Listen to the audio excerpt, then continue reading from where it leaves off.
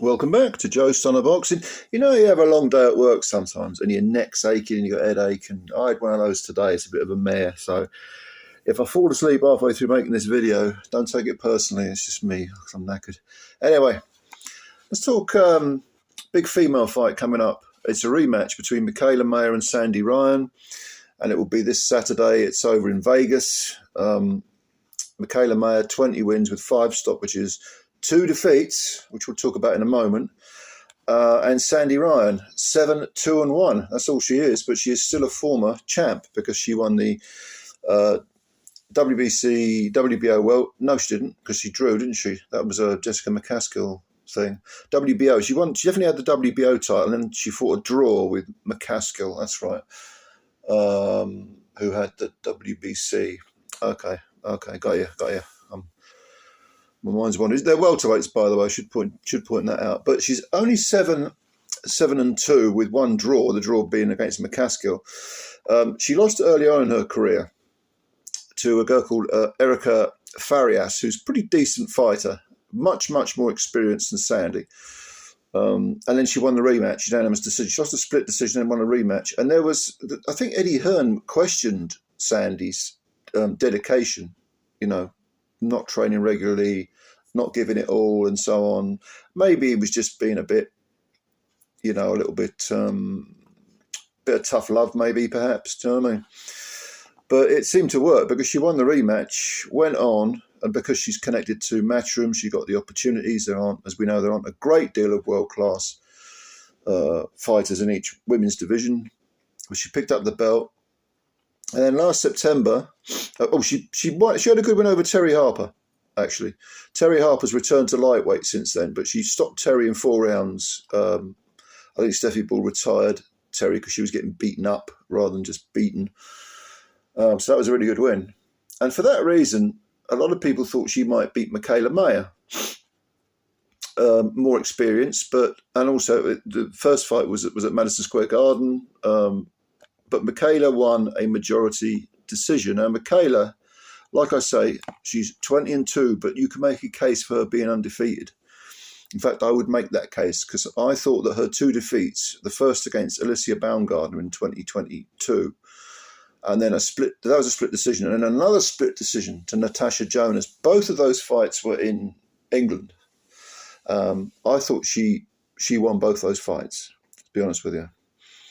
I think this was when she was, the Baumgardner one was actually an undisputed fight at super featherweight, and then she jumped all the way up. I think she won an interim belt at lightweight against Lucy Wildheart. That was a 10-round decision, and then she jumped all the way up, took on Jonas at welter, and then she lost that fight, and then she fought that was the following fight that after the Jonas defeat was Sandy Ryan, and she beat her on a majority decision. Like I say, it was over in New York. But like I say, I think you can make a very strong case for Mayer being undefeated. However, the first Sandy Ryan fight. Let's talk about the fight itself first, because I thought it was it was very entertaining. First of all, it was a very tough fight. And I thought that the 31-year-old Sandy Ryan might have edged Mikaela. I could sort of see it going either way. It was a very, very tough fight, very close fight. I definitely thought after 5 rounds Mayer was winning, but then Sandy came back in the second half of the fight, and Mayer probably did enough in the second half of the fight to pinch the decision. I mean, it was close, and it warrants a rematch, So the WBO champ at the moment is Mayer, but there was also some controversy with the first fight, because as she was leaving her hotel, Sandy Ryan had a bucket of red paint thrown over her, and that is obviously a shit cunt thing to do to anyone. And I hope that person was arrested and charged. They probably haven't even been caught. The efforts to catch them is probably negligible. But Sandy went on and fought, which to me shows a great deal of character. She could have pulled out. She could have said, "Hell with this, I'm not doing this." but she didn't. She fought, and another reason why I think she deserves a rematch, and she's got one. Okay, so Mikaela Mayer in the build-up has been saying about Sandy that she thinks she's weak-minded, or she's let that whole paint thing get to her, and Mikaela Mayer seems to be playing this. Either she's an idiot and she believes the stuff that's coming out of her mouth, or I think, which is more likely, she's trying to wind up Sandy, because Sandy fights with spite, and she is quite an aggressive, short-tempered sort of girl. That's the way she comes across. When you see her interviewed, she's got that sort of coldness about her. It's almost as if she's thinking, I can't wait to get you in the ring. And Michaela's a very good talker. In any head-to-heads, Mikaela normally gets the best of it. But Sandy seems to be the sort of girl who's not interested in talking. It's like, get me in that ring and I'll fight, which she does. She's proven it.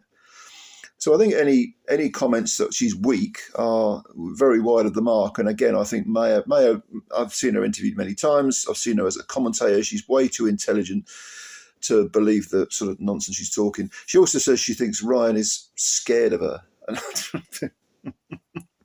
I don't think that's true at all. I mean, no, I don't think Sandy Ryan's scared of her. You don't go all the way to America, get attacked with a pot of paint, which was obviously designed to put her off fighting, and then immediately the same night, go straight ahead and fight, defend your belt in a foreign country, and fight that well. You don't do any of that stuff if you've got something about you. And I think Sandy Ryan has character, very much so, and proved it. And I expect her to prove it again. So how does the fight itself go? Well, I think, but bear in mind that Mayer started she was a super featherweight champ. Now she's at welterweight. She's tall. She's 5'9". Alessia Gabriela Fundora, 5'9", who's a 5'8" light flyweight, 5'8" flyweight. 5'9" is pretty tall for a super feather. And she says she was boiling herself down and living a rather miserable, out of the ring life just to constantly make the weight. But she made it. She was very professional about it. And against Ryan in the first fight, even though Ryan, to me, looked physically stronger because she's a career welterweight, nevertheless, Mayer did enough to hold her own. It wasn't as if she was being ragdolled or bullied or anything like that, which I think Ryan was trying to do. Mayer's got very good slick skills, nice jab, moves her feet well. Ryan is more aggressive, comes forward, likes to cut the ring off. They're both orthodox fighters. And Ryan, I would expect her to have the same tactics, but start quicker. She did okay in the first. Did I say earlier that I thought Ryan was ahead after 5? Because things are coming back to me watching that fight, and I might have been wrong about that. I'll have to rewatch the fight. Perhaps I should have done it before I did this video, but perhaps I'm remembering it wrong. But I do think Sandy Ryan will start aggressively from the first round. She will try and cut the ring off and leave no doubt this time. Like I say, the first fight was a majority decision win, not a split decision. So I think that's what we'll see from Sandy. Of course, bear in mind these are 2-minute rounds, so it's 10-2s, 20 minutes of boxing. I say it every time, but that's only 2 minutes more than a men's 6-rounder. Very difficult to score KOs unless you hurt the girl in the opening seconds of the round, maybe in the first 30 seconds, and then you've got a minute and a half to finish her. You get very few one-punch bangers in women's boxing. I mentioned Fundora. She's definitely one of them. She fights with a lot of spite as well. She's a lovely girl outside the ring, comes across as being the girl next door, but in the ring she's a demon. Mikaela Mayer, certainly at welterweight, is not a one-punch hitter. Sandy fights with spite, but doesn't have the one-punch power. She got 3 KOs in 7 wins, and when she stopped Harper, she looked pretty nasty. Like she was up for something nasty, but again, inexperience. I think only 9 fights. This is only a 10th fight. No, she's got a draw, hasn't she? So this is her 11th fight. In America, like I say, it's in Vegas. Mikaela is now the champ. I see over 10-2. It's a sprint, not a marathon. I see Mikaela Mayer boxing, moving her feet a lot, basically doing what she did in the first fight, mixing it up enough to convince the judges that maybe she deserves that round. And I think probably, despite the fact Sandy will have periods of success in each round, maybe a 30 seconds here or the 30 seconds there, I think probably Mikaela will win another decision, maybe unanimous, close but unanimous decision over Sandy Ryan in this rematch. So let's see what happens.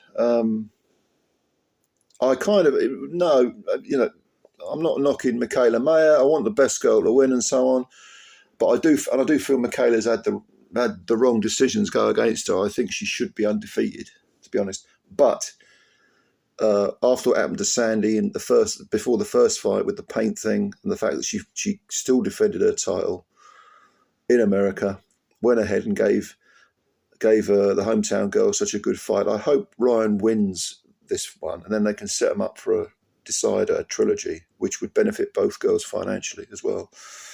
Because Sandy's 31 now, Michaela's 34, and I think this is a really good rivalry. So I think Mikaela will win on points again, but I'm hoping Sandy nicks it, maybe controversially, and that really would set up a good third fight. So I'm going for Mikaela Mayer for a points win. What do you think? Do you share that view? Do you have a difference of opinion? I'm actually going to go and watch the first fight again because, like I say, I might be remembering it wrong, but I remember thinking it was a good fight and a close fight. But anyway, let me know what you think. Comments below. Please subscribe to the channel if you're new and hit the like button and spread the word about Joe Stunner Boxing. Always appreciate your time. Thanks for listening and bye for now.